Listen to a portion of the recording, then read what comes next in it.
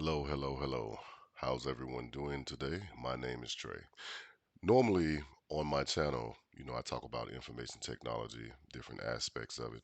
But today I'm going to make a video and it's going to be about life after military retirement or how to prepare for military retirement. I was a soldier, I spent 22 years in the United States Army and I just recently retired about 2 weeks ago, right? So I've been blessed up until this point. So I just want to give back and kind of give some information, which a lot of people may or may not be privy to if you find yourself retiring within the next year or 2 years or so like that, right? So let's just go ahead and jump into it. First thing I'm gonna do is I'm gonna talk about money, right? Because the money that you make in the military could have you, it's kind of like confusing, right? Like you get used to a certain type of lifestyle and it's not exactly correct, right? Like, for instance, right, like the way that you are taxed, what I mean, no matter how much money that you make in the military, you only taxed at a certain percent, probably like the lowest tax bracket. And then when you come out to the civilian side, right, you find out like, oh man, they're taking all these taxes and stuff like that. So you have to be able to target like two things, right, when you're getting ready to transition. Where am I going to live? And then what is going to be my next role or my next job, right? Or career, however you look at it. I want to show you something real quick. I'm going to go to bankrate.com. Bankrate.com, I don't know if you may or may not have heard of it before, but I just want to show you something just to, not to scare you, but just to prepare you. So you take a case like mine, right? And I don't mind, displaying certain things with the people, right? Because this is all like information. You can look up anybody in the military and see exactly how much they get paid or anything like that. So I don't feel like I'm telling anything that's top secret right now, right? But like if you take a case like mine, so for me, right, so I moved from Savannah, well, I can't spell that. I moved from Savannah, Georgia, right, to Dallas, Texas, right? Dallas, Texas. And then, like my income, so I retired as a E8, a first sergeant, all right, after 20 plus years. So I was making roughly, let's say, 81, 600. This was my take home, every 2 weeks. So this is what after taxes and everything, this is what I took home in my pocket, right? So what it's telling me is like, hey, if I live in Savannah, Georgia, and I move to Dallas, Texas, this is what I need to make to be able to maintain the same lifestyle that I had while I was living in Savannah, Georgia, right? And then it goes through. Let me blow this up for the people just so you guys can, so everyone can see, you guys and gals out there, right? But like, so it lists the differences, right, between like, okay, moving, to Savannah, from Savannah to Georgia. These are some of like the changes in grocery costs, right? It's going to be cheaper in Dallas for groceries, for just certain groceries, right? But not exactly for milk, which is something that a lot of people consume all the time, right? Your rent, I can tell you this right now, this is 1000% facts. You know what I mean? Like your rent is going to go up significantly, going to an area such as Dallas, phone bill, doctor visits, right? Just some miscellaneous spending. Nobody reads the newspaper anymore, but that's up 141%, right? Or like a beauty salon, that's going to be like, something that you take consideration, for those of y'all that's getting y'all hair done and stuff out there. So that's a big consideration to, take into account, right? So say, hey, I have to be prepared. And it says, hey, I need to make $95,000 if I want to live the way that I lived while I was I need to make $95,000. That's scary, right? So hopefully, you've done some sort of like preparation on your way out. You made sure that, whatever industry that you choose to go into, right, you are preparing in a way that you have all the credentials that you need, all the necessary education and job experience that you need to be able to garner the type of salary that you would like to have in order to maintain the same type of lifestyle that you lived while you was in the army. And I can, just for those of y'all that don't know me, I can definitely speak from experience, right? Um, like I said, hey, I need to make, 95K coming out.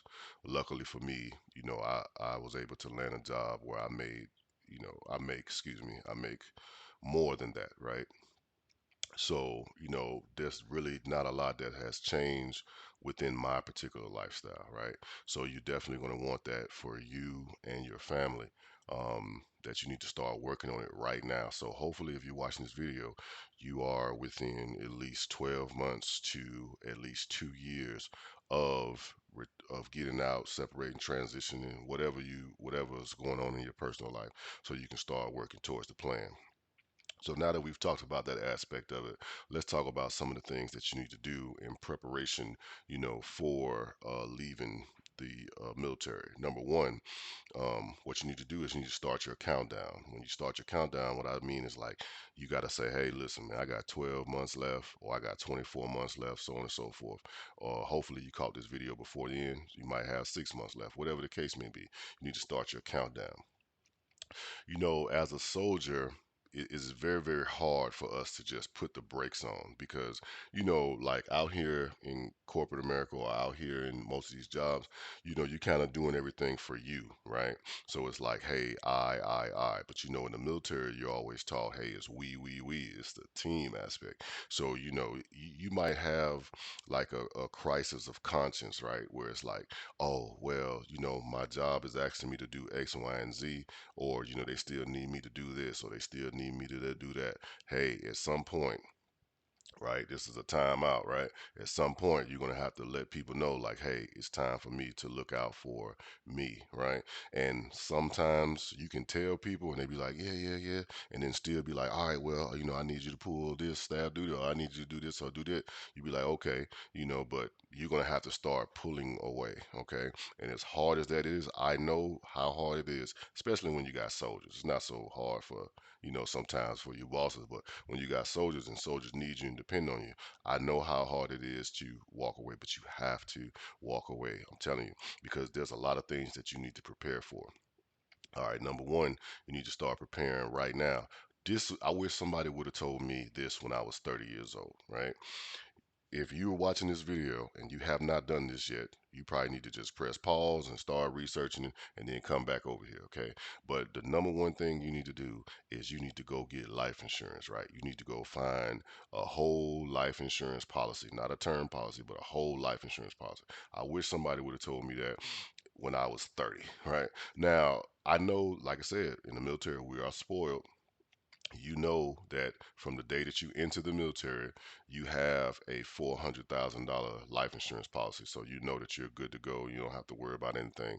But the moment that you take the uniform off, 120 days after that, that life insurance policy goes away. And now you got to find something else, right? So you have to be able to, you should do that right now and start paying into that right now.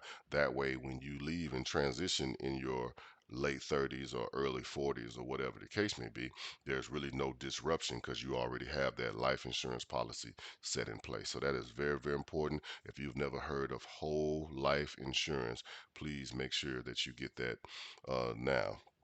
Because also, once you go, and this is the last point I'll make on that, but once you go and you retire and you start doing your VA claim, and now you got all these things wrong with you, right? It's going to be very, very hard to get life insurance. So if you're watching this and you're 30 something, early 40s, you about to retire, transition, please make sure you do that before you take the uniform off. That's what I would tell you. Before you take the uniform off, make sure that you get whole life insurance. One thing you got to realize about being in the military, right?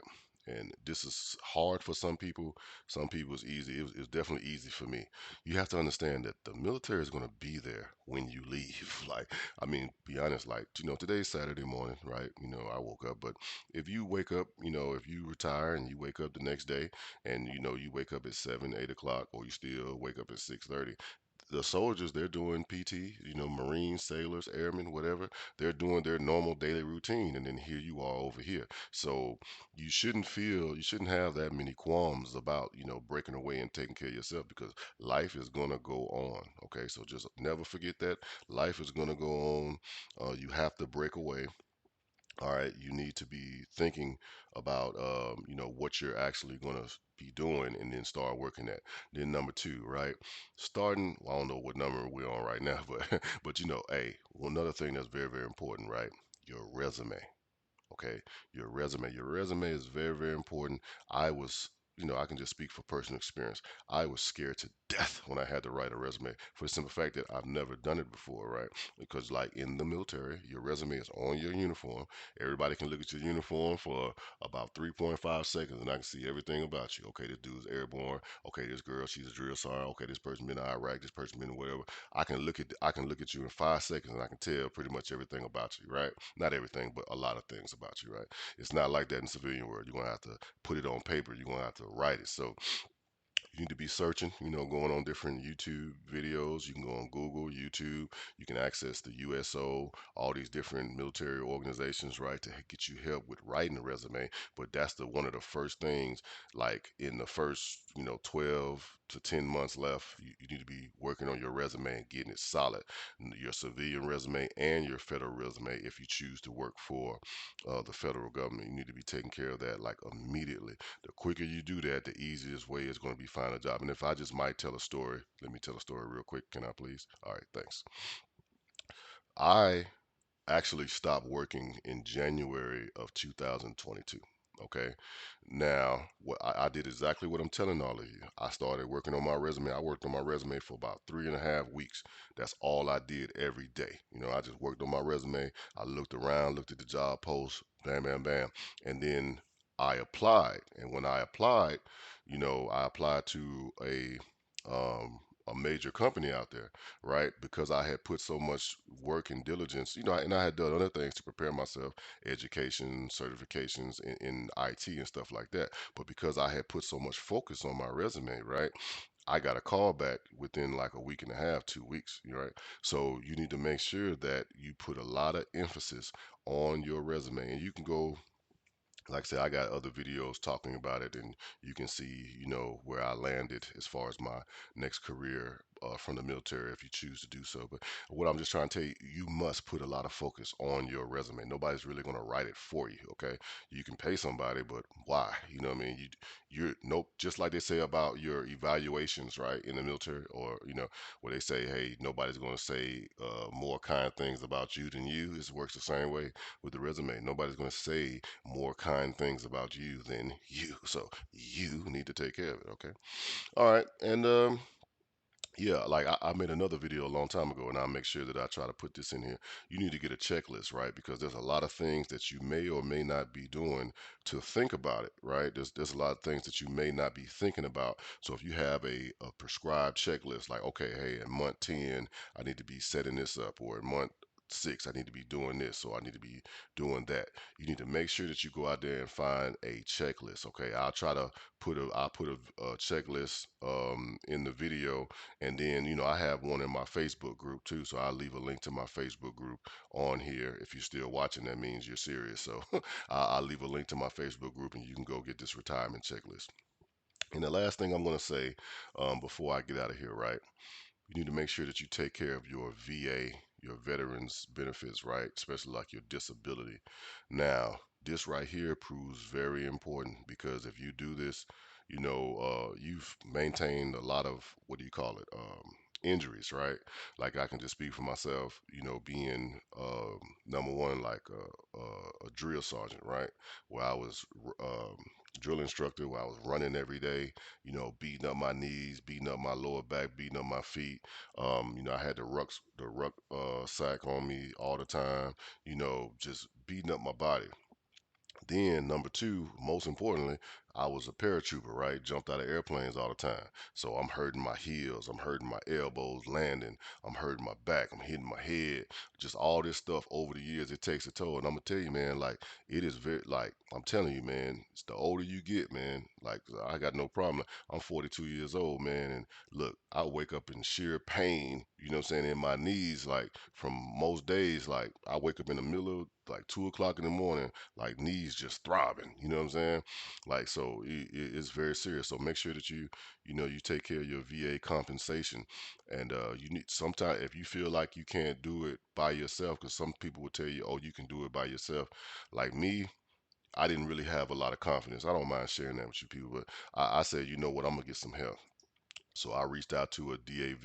I was talking to my realtor. He told me I reached out to a DAV and I got somebody to help me with my VA benefits claim. And when the results came back, it was highly favorable, right?